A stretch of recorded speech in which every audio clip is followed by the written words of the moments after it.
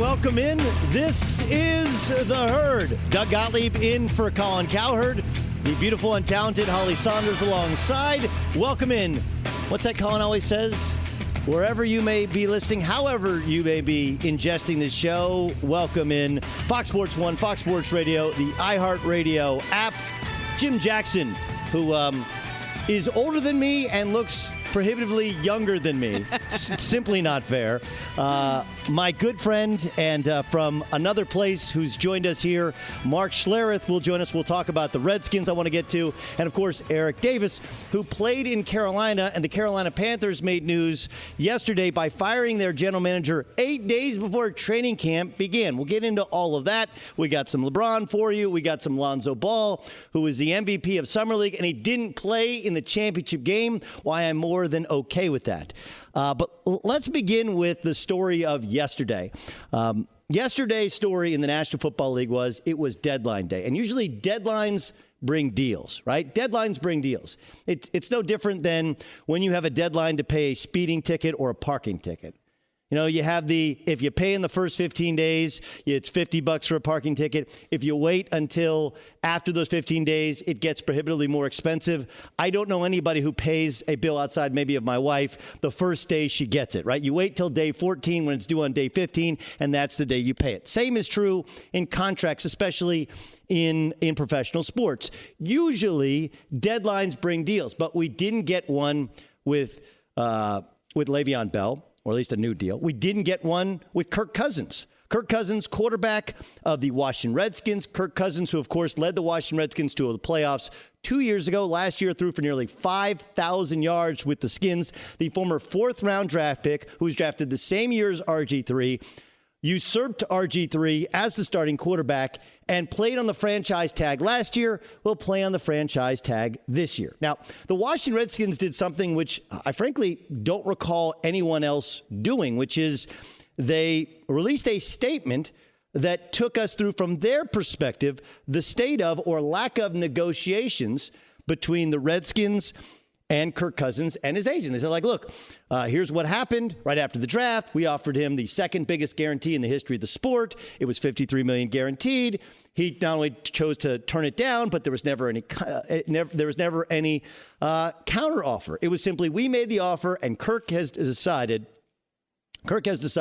to play out on a one-year contract basis, and we want him to succeed. So it was interesting, a little bizarre. And you start to kind of scratch your head and you're like, why wouldn't Cousins at least engage in a negotiation? Why would Cousins put himself in, especially in a very violent sport, in a position to which, you know, somebody rolls up on your leg and you tear a knee, a position to which you get hit a couple times in the head and you miss a game or a season with a concussion? Why would he put himself in harm's way? Why would he shut down negotiations with the team that drafted him, the team that named him starter, the team that paid him $20 million guaranteed last year, and is willing to franchise tag him to the tune of about $24 million this year? I'll tell you why. Doug Gottlieb for Colin, The Herd here on Fox Sports Radio. Bruce Allen is the president of the Washington Redskins. Now remember, Bruce Allen, this is not somebody else's player. He drafted Kirk Cousins. I want you to listen to Bruce Allen. All he did was he read the statement that was released on the Redskins website, on the Redskins Twitter handle. That's all he did. But listen specifically to what he calls Kirk Cousins.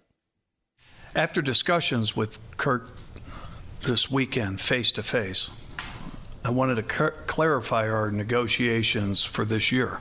Kurt is obviously an important part of our organization and is important to our team and fans.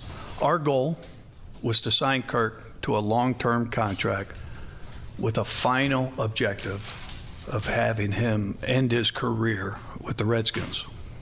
We made Kirk an offer that included the highest fully guaranteed amount upon signing for a quarterback in NFL history. But despite our repeated attempts, we have not received any offer from Kurt's agent this year. Kurt has made it clear to me that he prefers to play on a year-to-year basis. Hi, Gewalt, right? Oy vey. If you're a Redskin fan, take your palm of your hand and just put it right on your forehead. Kurt. Yes. Kurt. Yes, Holly. It's Kurt, okay? Kurt Schilling, Captain Kirk, is Captain Kirk from Star Trek. Kirk, like Captain Kirk, is the name of Kirk Cousins. By the way, Kirk Cousins on 106.7 The Fan in D.C. says, I've been called Kurt my entire life. Doesn't matter. It is what it is. It's fine. Not a big deal. Holly, when a woman says something's fine, does it mean that it's fine? It sucks is what it means. It's not good enough is what it means. Yes. When somebody gets your name wrong, do you correct them, Doug? Or do you let it go? No, I was thinking, how was it, honey? It was fine.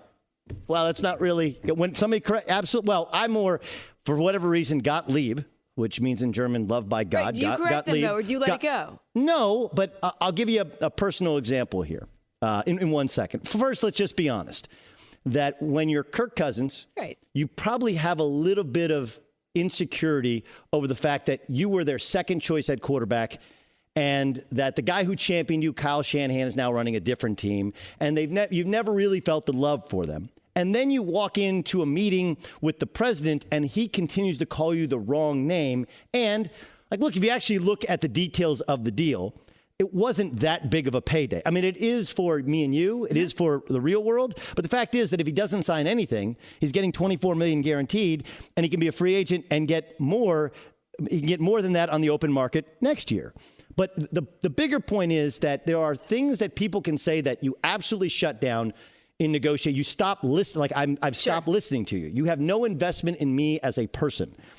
And when Bruce Allen continues to call him Kurt, and nobody's like, his name is Kirk. Right, somebody just yell it out. Kirk. Kirk, man. This is a true story that I probably shouldn't share, but I'm going to. Okay. Love that. At my previous place of employment, okay, I've been employed by 3 networks now, so I hope I don't get fired today because I'm running out of networks, right? But at my previous place of employment, it was an unbelievable opportunity to me. I did radio, I did television, I did college basketball, I got to be part of the Final Four. It was a spectacular offer.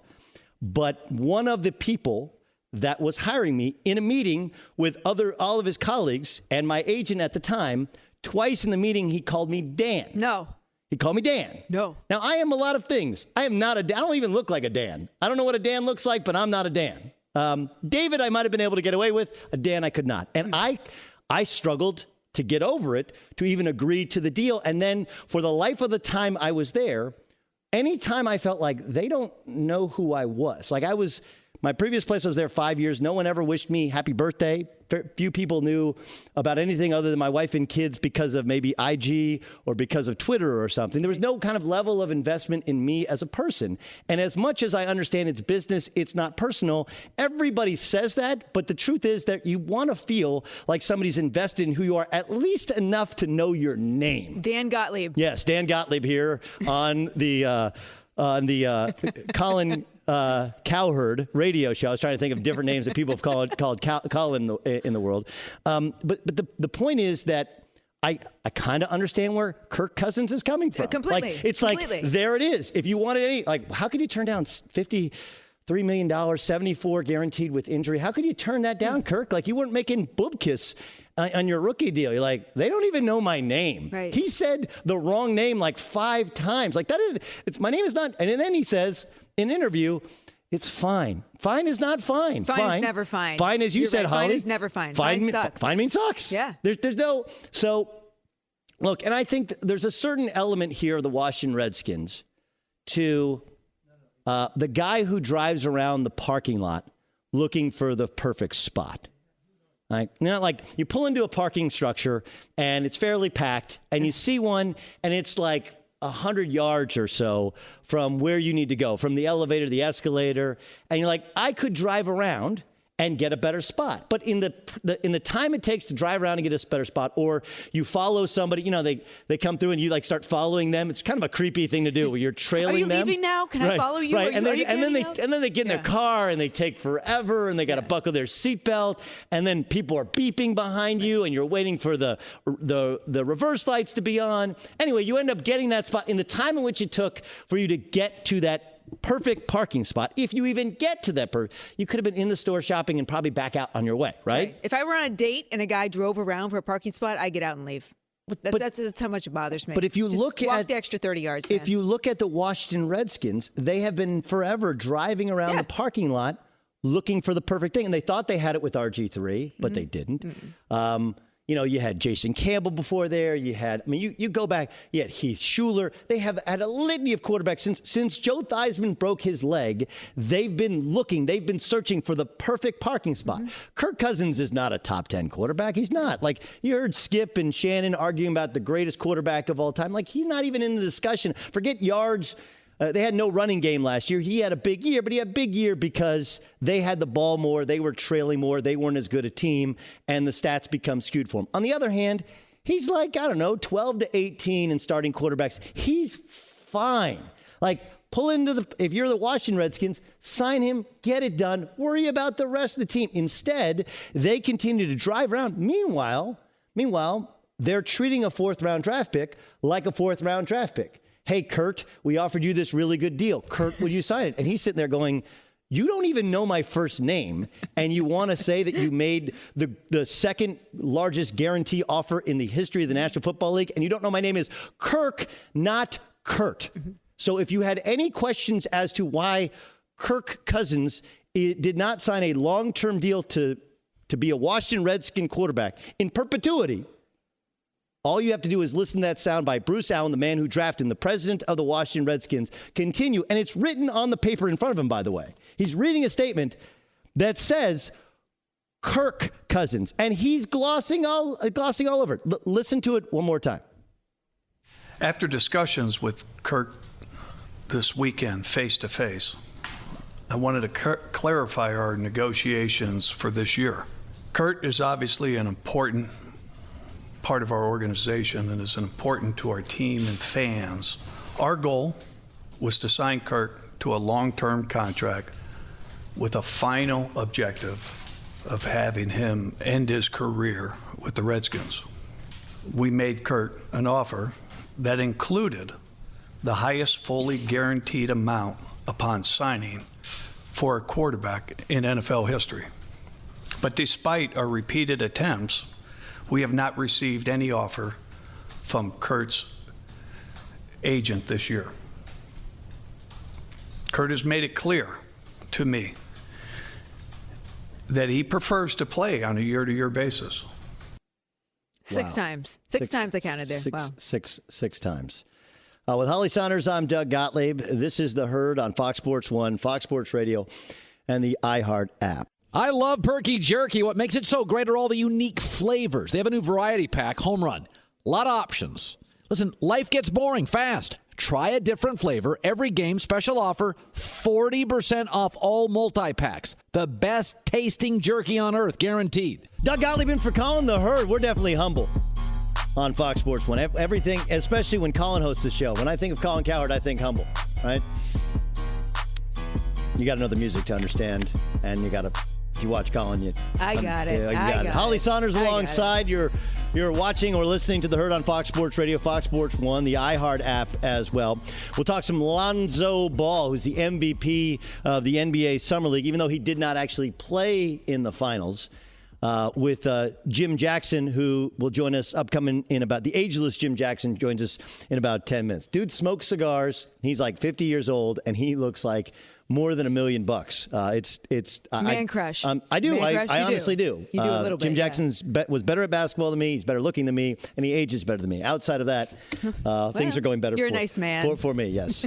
I'm sure most people have seen this story, but it continues to, I think, do what LeBron wants it to, which is set a narrative. The story is from USA Today's Jeff Zogett, who reports that LeBron James is frustrated and concerned about the team's future. Now, they've added Jose Calderon. They've added Jeff Green. Those are the two additions to the Cavaliers roster, which, by these reports, leaves LeBron wanting more. Now, obviously, a lot of it comes down to the fact that they didn't get Paul George in the Paul George sweepstakes.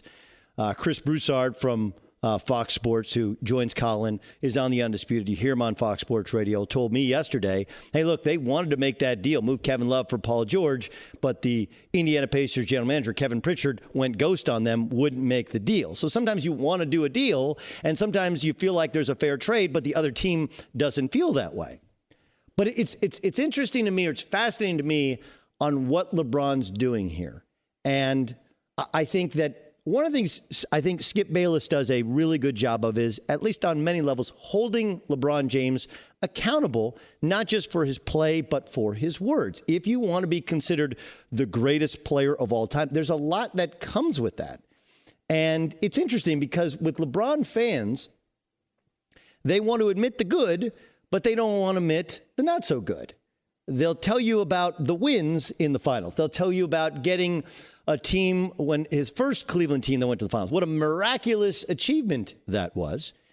And yet they don't admit that his teams haven't been able to close the deal, or that LeBron has handpicked many of his cohorts on these teams since he left Cleveland.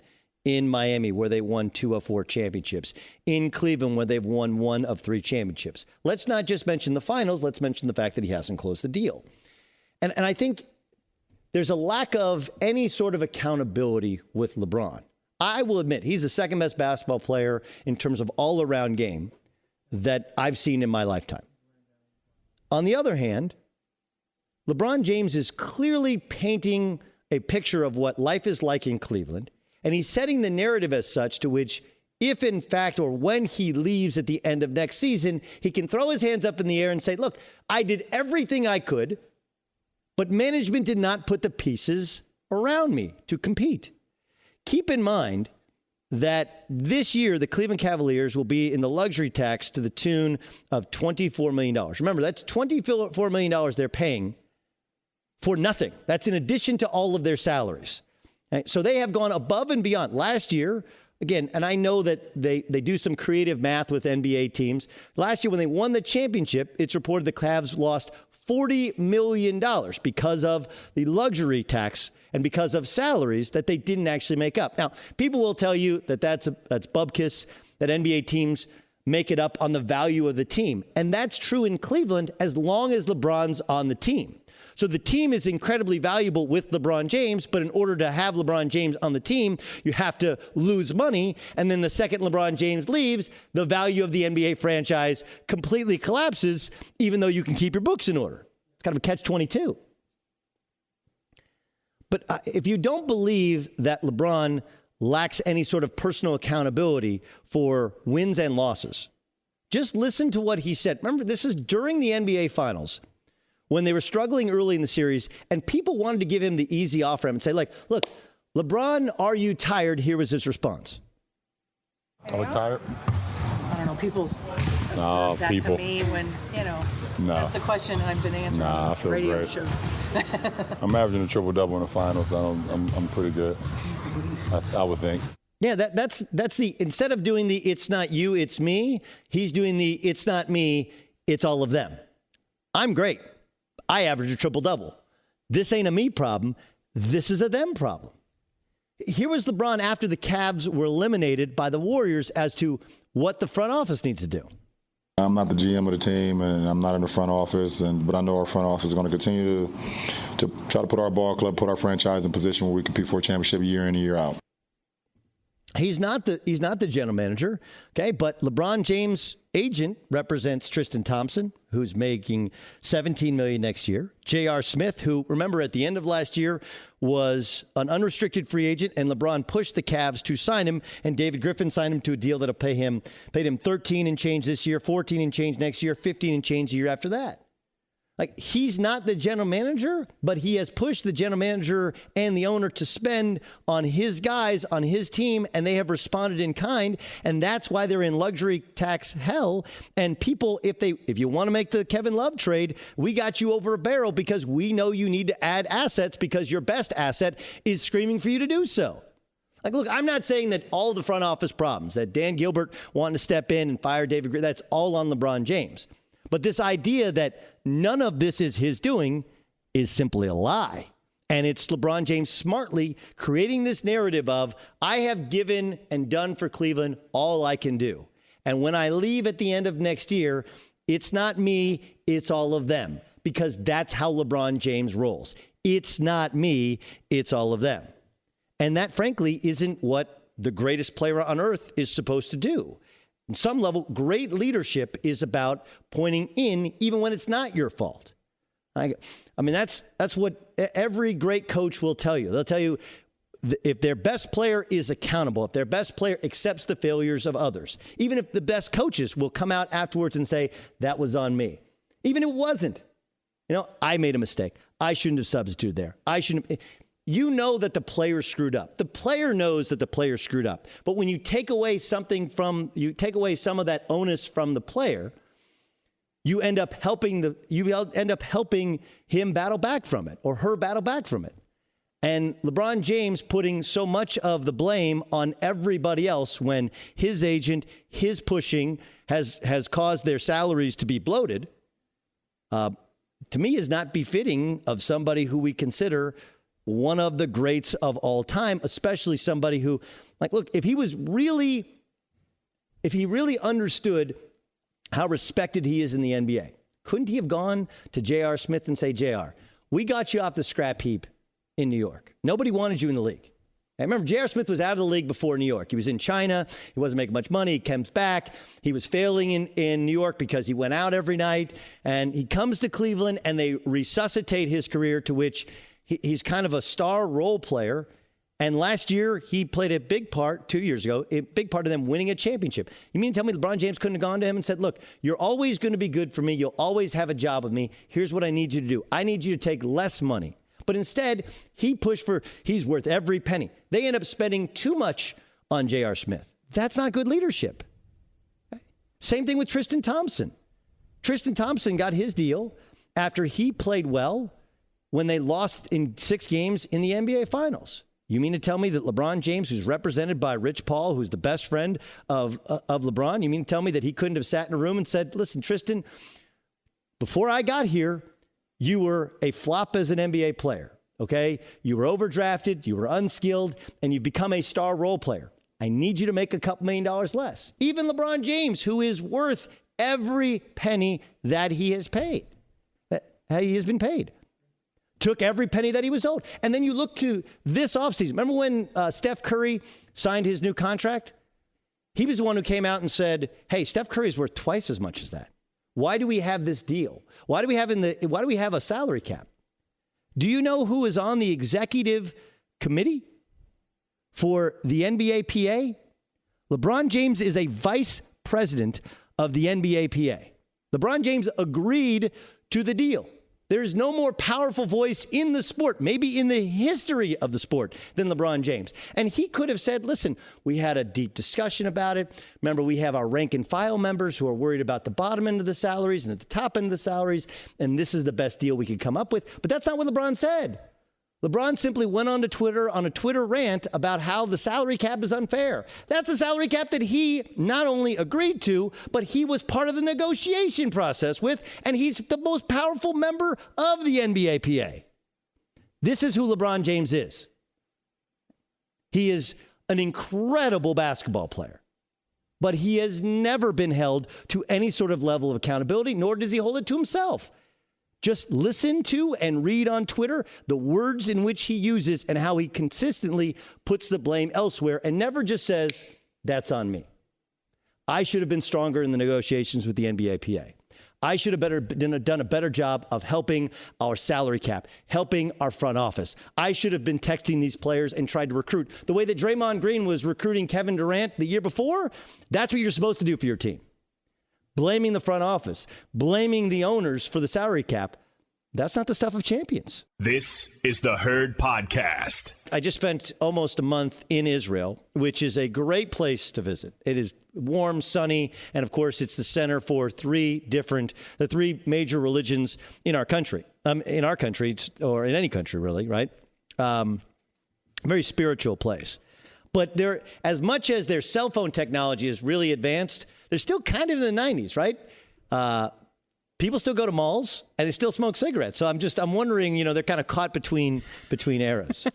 Speaking of 90s, early 21st century, Mike Vick, who we're from the same era. Like, I was in college when Mike Vick was in college, and it became must-see TV when he was at Virginia Tech.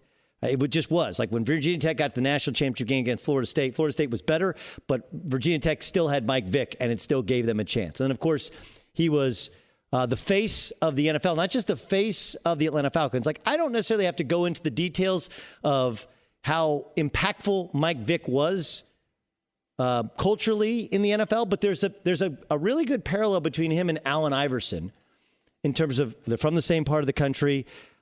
They kind of brought a hip hop swag to them, and they took their respective leagues by storm. But they also bumped into a ceiling because there were flaws in their personal life, really.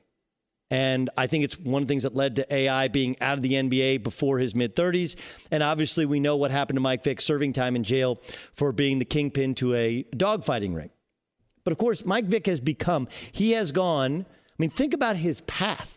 From the face of the new NFL to in jail, losing his job, losing what we thought was his career. He was also bankrupt and lost the respect of so many in the sport to which he took over. To being, look, our prison system is flawed. I know Jason Whitlock, who's hosted the show in Collins State, even go back to yesterday, has long talked about the flaws in our prison system. And the biggest, there's a high recidivist rate, right? We're not rehabilitating people. One of the exceptions, at least in sports, for that is Mike Vick. He has come back. Remember, he got earned a $100 million contract after being in jail and being a backup and earning the starting role with the Philadelphia Eagles. But he's also become a kind of a spokesperson of sorts for how players that are erring early on in their careers need to right themselves.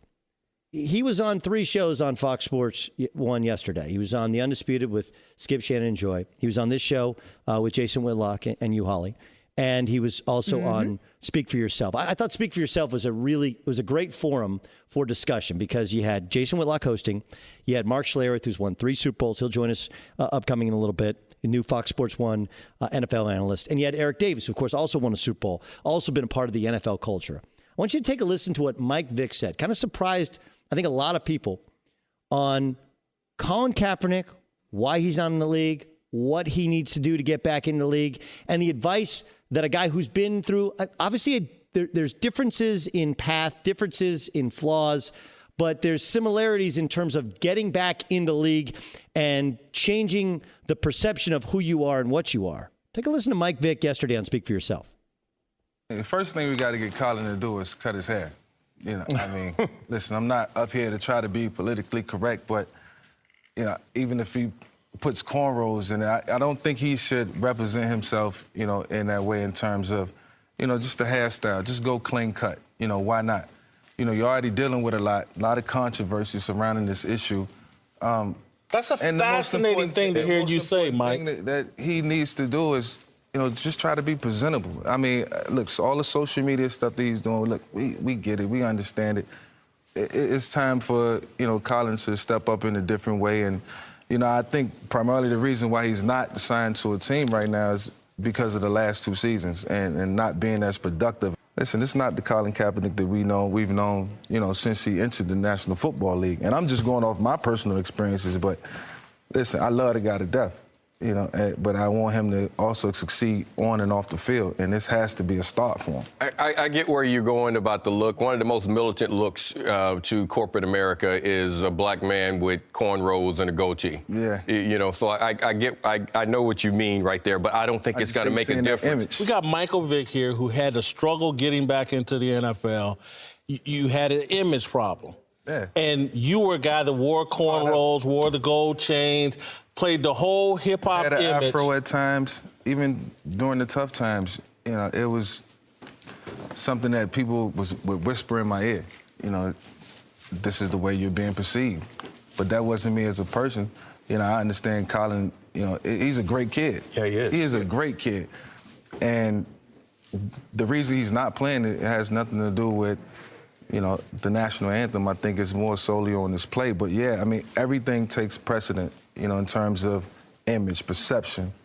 You got to clean it up. You got to make sure you do it all right. What would you say to people? Oh, so he's got to sell out to get back in the NFL. He can't keep it real. It's not about selling out. When you're good and you're playing great, then you're going to be wanted. People are going to want to, sign you. They're going to want to see you play. They want to see everything that you have to give. In regards to him just not being signed right now, it has to do with the production over the last couple of years, and I continue to say that. People were whispering in your ear that you needed to change your appearance when you were, and you wouldn't hear them at that time? I didn't listen until the end, until I was going through the turmoil and the hardships, and it was very difficult. And then I started to see what was most important, and that was, cleaning up, changing my image, not just for public perception. It was a difficult process, and it was one that I didn't like, but it was one that I had to accept. All right, there's a couple things here in that interesting discussion. Doug Gottlieb, Holly Saunders, in for Colin, and Christine Leahy, the Herd on Fox Sports 1, Fox Sports Radio, and the iHeart app. A couple things. First of all, let's be very clear. Mike Vick is a convicted felon. Colin Kaepernick has committed no crimes. Okay, there is a big difference there. And Colin has not gone to jail, nor should he have gone to jail for protesting the flag or having an afro or even wearing a Malcolm X T-shirt or a Fidel Castro T-shirt. But there is clearly an image problem. And I do think that while Mike Vick said the reason that he's not in the league is his play, that cannot go understated. Look, we all think of Colin Kaepernick from Colin Kaepernick dominating the Packers in the playoffs. Colin Kaepernick coming one fade pattern away from winning a Super Bowl in comeback fashion in New Orleans after the power went out. Like, that's what we think of. But I hope we realize that was 2013. This is 2017. Colin Kaepernick was 2-6 as a starter in 15. He was 1-10 as a starter in San Francisco. That is not all on him, but you do carry some of that weight.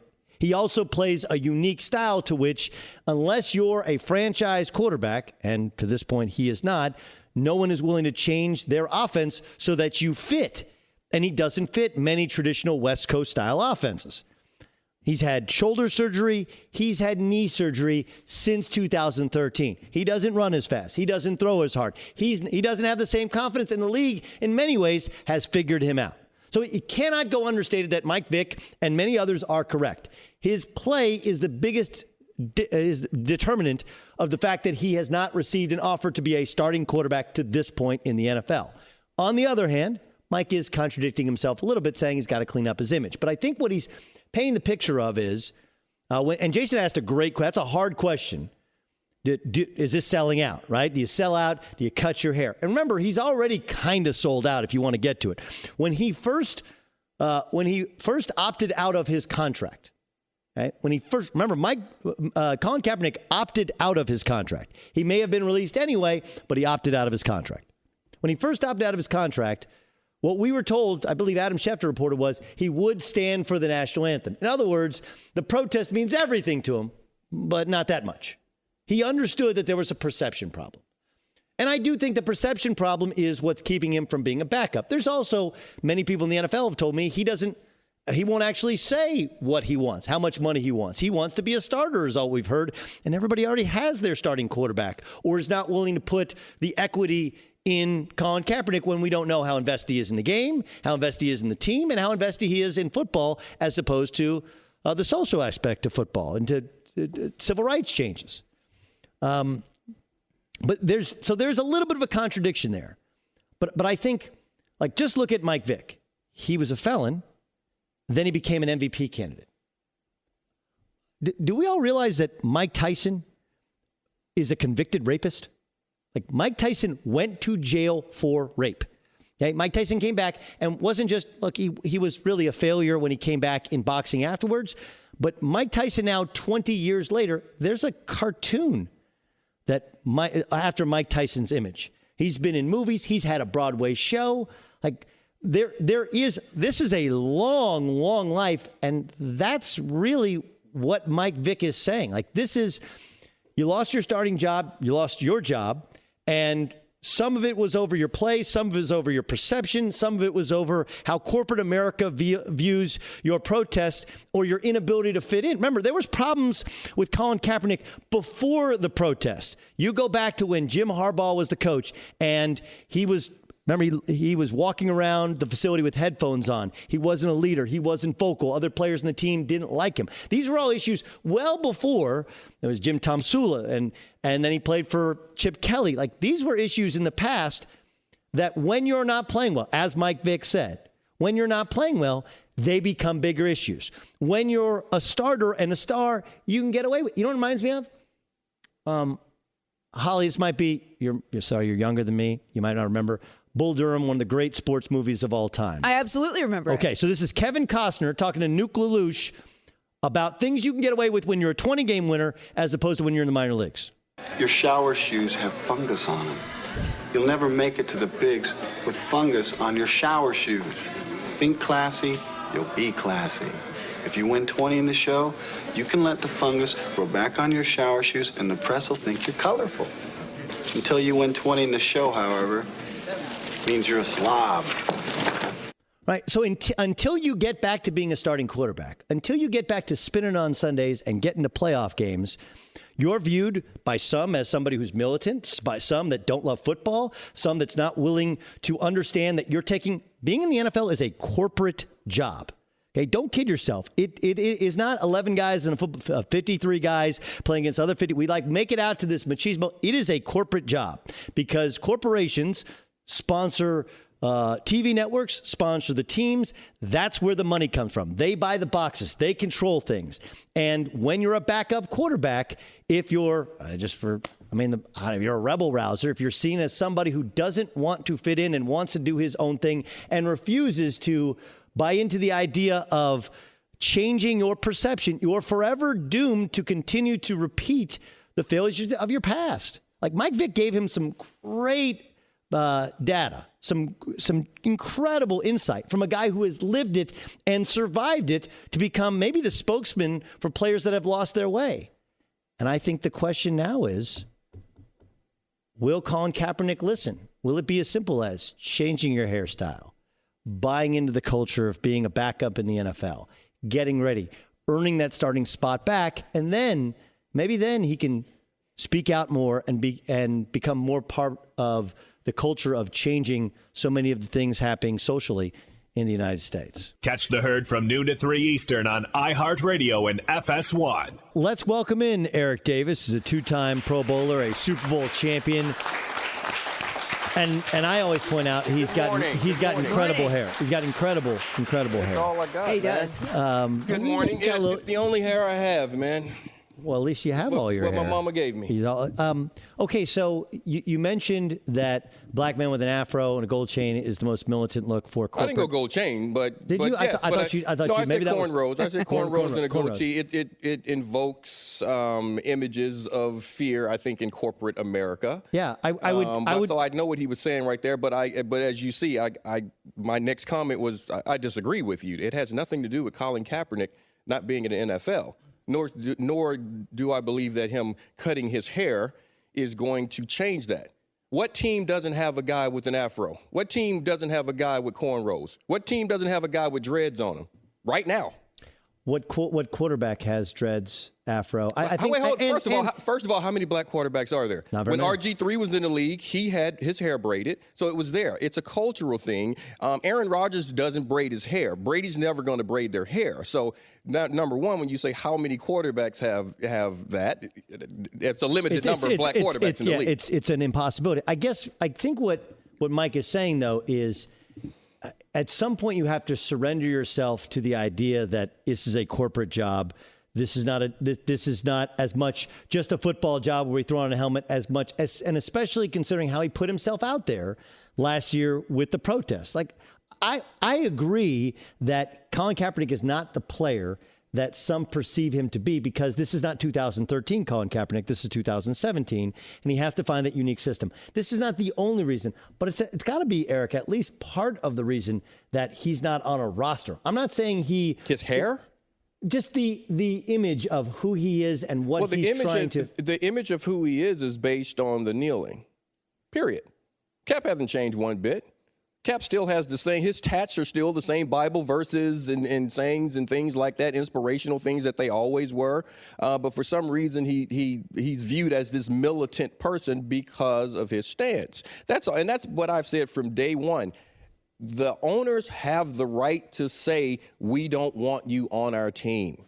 They can do that for whatever reason. Think about it. Pro sports are one of the few jobs where they can just say, we don't want you because you're too old.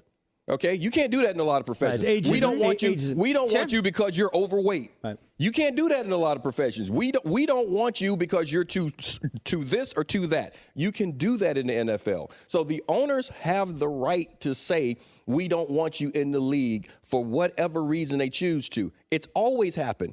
My issue has been from day one. Stop saying it's because of play when you have inferior guys that you are signing across the board.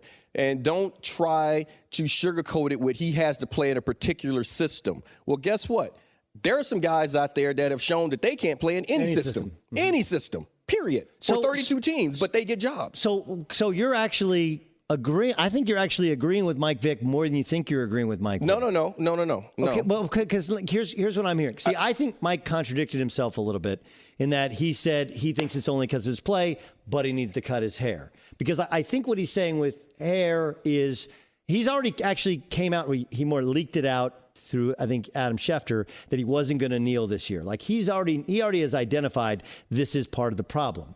But it's a perception thing, right? It's a perception thing more than a reality thing as to he's going to be a problem, he's going to be militant, he's something different than, as you know him, to actually being. And I think that's where Mike Vick's like, look, dude, change the perception, it changes the reality. Well, this is what you have to understand. And I'm going to call Mike and have this conversation with him as well. Because I believe his comments are coming from a good place. I definitely believe they are, which is why I sat there and I listened to him yesterday. Why would Mike not believe that is a good thing or would be a good thing for him, changing his image? He mentioned that people told him to change his image early on and he wouldn't do it. You know why it wasn't necessary and why no one cared? Because he was the face of the NFL. He was balling out. Absolutely. Now, he found himself in a situation where I will take any advice at all. Part of that was and he said, I didn't want to do it, but let me reconstruct the way I present myself. He got back in the league. So since it worked for him, it's a difficult thing to make someone believe that, well, it won't work for you. It worked for me. Now, my stance on it is that there are guys that are already here. And there are guys from all walks of life that do all sorts of things. And it's not an issue to any owner if you are playing well. So this is about, if Cap was balling out, if he was flat out taking teams to the Super Bowl, I don't think this would be as big a deal. Completely agree. Would there be owners that were upset? Yes. Would there be people that did not like his stance? Yes. But if he's the quarterback of your team and you're winning championships, you might not like it, but you tolerate it. There's no reason to tolerate it because he's not playing at the highest level. Okay, but my question to you then is, if he were to cut his hair, yeah, okay, show up, hat in hand, and be like, look, man, I just want a shot. I'll be a backup. I'll do whatever it takes to get back in the league so that his talent can eventually come out. Uh-huh. There's going to be, dude, yes. Guys are going to go down. It happens. Doug. And is that the path to go down to get himself back in the NFL? It's not going to change a thing. It's Do you think he's late. done? He's no longer in control of the narrative. At one point, he was in control of the narrative, and I think he could have said, this is not about the flag. This is not about anything other than me trying to speak for someone that I think doesn't have a voice right now. I've heard so many people say, well, he didn't grow up in that world. He didn't grow up in the hood. He hasn't had to deal with this. He grew up, he was adopted by a white family, grew up in a middle class home. That's one of the most asinine things I've ever heard. That's like saying that just because you're white, you can't care about what happens to blacks. Like during the civil rights marches, no one white was ever there saying that this is wrong. That's like saying because I'm a guy, I can't care about injustices to females. That's stupid. So that's the thing. So right now, the narrative has gone to a point to where everyone's like, come out and say what you feel, and it will change things. It's too late. And yes, he will be a distraction, not because personally he'll be a distraction in the locker room. It's because every reporter in America is going to ask his teammates about him. They're going to try to get something. Right. They're going to try to talk about and get some type of inside scoop on something. So you're constantly going to have to answer those questions. That's why I'm saying it's out of his hands, and a haircut is not going to change that. Hey, I want you to continue to join us upcoming next. I want to ask you about the Carolina Panthers firing their general manager 8 days before they opened training camp, and what you think the root of that is. That's Eric Davis, the Super Bowl champion, a two-time Pro Bowler as well. With Holly Saunders, I'm Doug Gottlieb. That's next in The Herd. All 3 hours of The Herd are always streaming on The Herd channel on the iHeartRadio app. Doug Gottlieb in The Herd, along with Holly Saunders. Eric Davis continues to join us. We were talking off-air, so let's bring the off-air discussion on air, right? I was asking you, like Colin Kaepernick, he's made a bunch of mistakes. I thought the one miscalculation he made wasn't even about the flag protest and talking about police officers. It was before that. Remember last offseason when there were reports that he could have gone to Denver, but Denver wanted him to take a substantial pay cut in order to be their starting quarterback. Isn't like I know in hindsight's 2020, you can't go back, but John Elway, quarterback at the time, Gary Kubiak was the head coach. They have a very good defense. They had terrible quarterback play last year, and they had talented wide receivers. You hate to say butterfly effect, but had he taken less money, he would have been in a completely different situation now. He would be in a completely different situation. In hindsight, you look at that in hindsight, that is the place. And I thought that was the place he should have gone. I thought from a business standpoint, because I knew a lot about what was happening inside of the locker room at that time, and he didn't really have any friends. It's not that guys disliked Colin. They just didn't know Colin. Colin sort of kept to himself.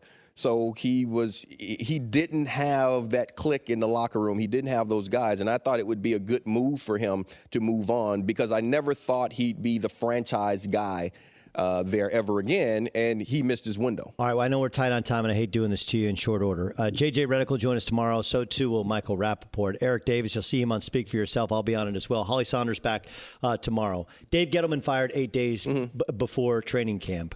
What does that say about the Carolina Panthers and Gettleman and what went wrong? Well, that says that Big Cat is still in charge there. Jerry Richardson, I always called him Big Cat.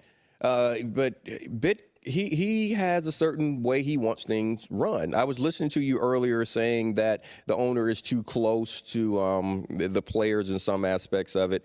I had a conversation with him about that, and he told me once that he was never going to get as close to the players as he was when I was there, because it can cloud your vision. Now, there are some reasons as a player gets older, and if this is about Thomas Davis, there are a lot of times people will say, well, you got to let that player go, and Bill Belichick let these guys go. Not necessarily. Not until you think they don't have anything left. And sometimes your value goes beyond just what you put on the field. Sometimes your value is in teaching the next guy how to take your job.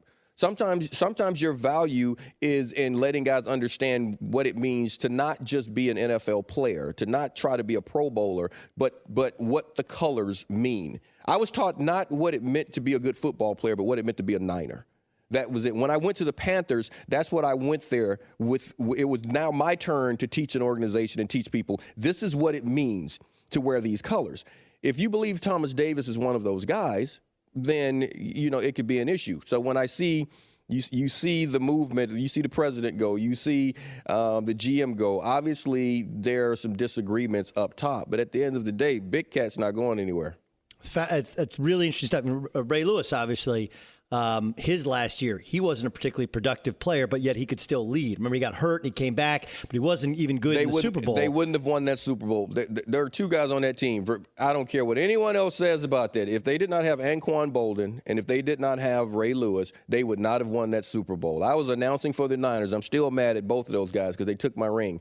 Love them to death. But those guys were the type of grown men that taught other grown men how to be grown men.